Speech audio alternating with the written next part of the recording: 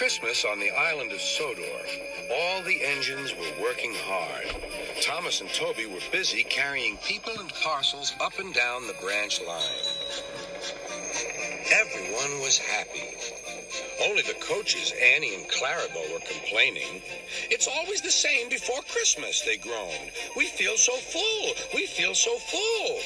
"Oh, come on," said Thomas. "Where's your festive spirit? Christmas Day is almost here."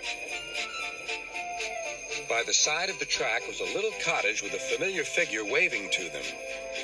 "It's Mrs. Kindly," whistled Thomas. "Beep, beep. Happy Christmas." Thomas always felt better for seeing her. Christmas just wouldn't be Christmas without Mrs. Kindly, he said to himself. When work was over, Thomas went to see the other engines. All their coats had been polished. "Huh," said Gordon. "Just look at us. Your driver will have to work fast to get you as smart as us."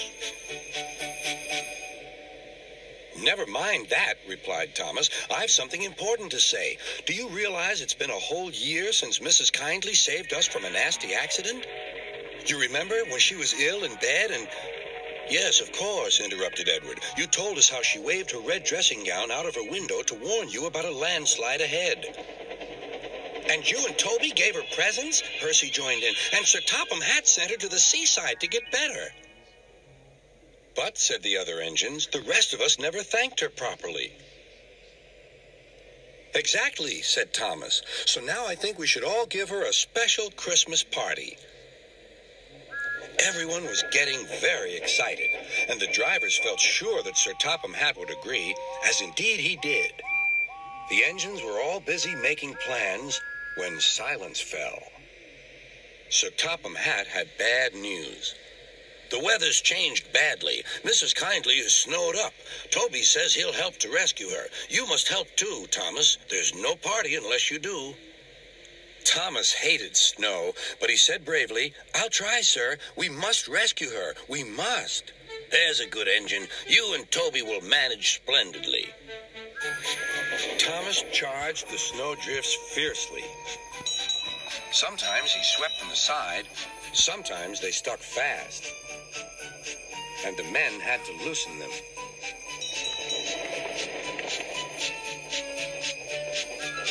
But at the cutting near the cottage, they could go no further. "Look at that!" exclaimed Thomas's fireman. "Beep, beep! Here we are!" An answering wave came from an upstairs window. Then they heard a familiar sound. "That's Terence, the tractor," said Thomas. "He's come to help too." Sure enough, Terence had a snowplow and was working hard to clear a patch to the railroad line and safety. At long last, the rescue was complete. Percy took the tired workmen home. Terence said goodbye to Mrs. Kindly and promised to take care of her cottage as he watched them all set off. The engines made good time. No more snow had fallen, but the yard was dark. There was no one to be seen. Thomas's heart sank. Suddenly, all the lights went on. What a marvelous sight awaited Mrs. Kindly. "Well done," said Sir Topham Hatt. "I'm really proud of you all." Mrs. Kindly especially thanked the smaller engines. "Thomas and Toby are old friends," she said. "And now, Percy, you are my friend too." Percy was very pleased. "3 cheers for Mrs. Kindly," he called. "Beep, beep, beep." They all whistled. "We wish you a Merry Christmas, we wish you a Merry Christmas, we wish you a Merry Christmas and a Happy New Year."